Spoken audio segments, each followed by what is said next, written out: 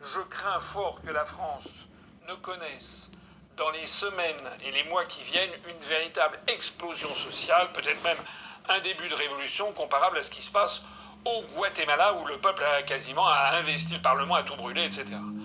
Il faut donc maintenant que les Français se ressaisissent.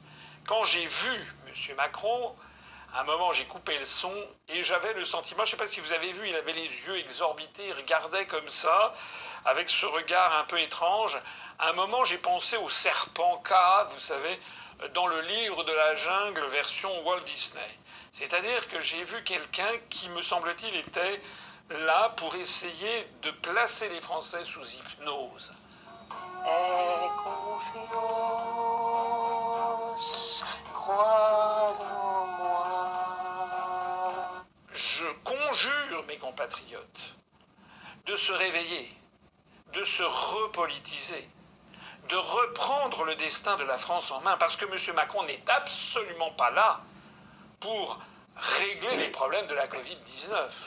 Le bilan qu'il affiche est désastreux, on n'a pas le droit de le critiquer. Si on le critique, si on dit qu'il ne fallait pas faire de confinement, on se fait traiter de conspirationniste. Il est en train de verrouiller entièrement les libertés publiques. Il a pris cette décision de cette loi dite de sécurité globale.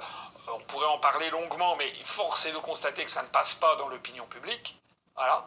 Ça veut donc dire que cette loi a été mal préparée, elle a été bâclée, qu'il y a des articles dedans qui sont au minimum mal